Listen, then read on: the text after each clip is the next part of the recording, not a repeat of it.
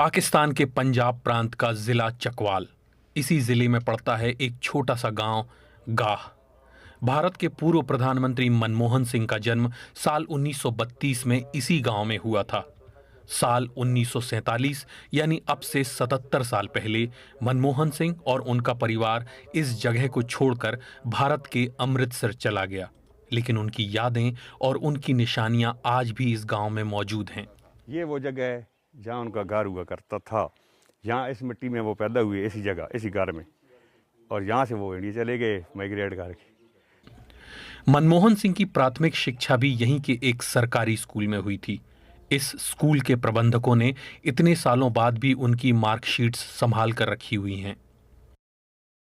इस स्कूल में वो 4 जमात तक पढ़े हैं सिर्फ, क्योंकि उस वक्त ये स्कूल था ही 4 जमात तक, तो उन्होंने 4 क्लासेस यहाँ से पास की हैं।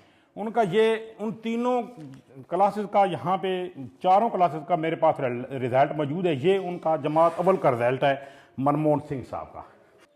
ये उनका रिकॉर्ड अब भी हमारे पास महफूज है।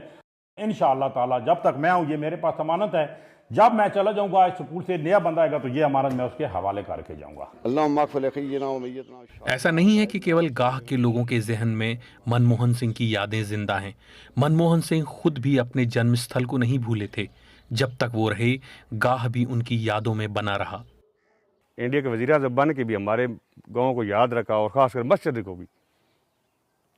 ये तो उनकी बड़ापन था कि यहाँ इस ज़मीन पे पैदा होने वाला, इस छोटे से गांव की छोटी सी ज़मीन में, और इतने बड़े मुल्क का वज़ीर आज़म बना, हमें इस जगह पे फ़ख्र है कि इंसान चला जाता है उसकी यादें रह जाती हैं। हम मुसलमान हैं, वो सिख हैं। सबसे पहले जो उनकी बात मुझे याद है कि उन्होंने एक मैसेज भेजा था कि मेरे घर के साथ एक जामा मस्जिद है, वहाँ पे नमाजी नमाज़ पढ़ते थे। मुसलमानों की बात कर रहा हूँ, अल्लाह पाक को, और वो आज नहीं है, लेकिन उनकी बात हमें इसलिए याद है कि अच्छी बातें हमेशा याद रखी जाती हैं। उन्होंने कहा कि वहाँ पे लोग नमाज़ पढ़ते हैं और पानी ठंडा होता है, वहाँ पे मैं गीज़र लगवाना चाहता हूँ। तो हमने उनको कहा जी हमारी वहाँ पे 3 मस्जिदें हैं। तो उन्होंने 3 मस्जिदों के लिए इंडिया से वो गीज़र सिस्टम भेजे हैं, जो आज भी हमारी मस्जिदों में लगे हुए हैं।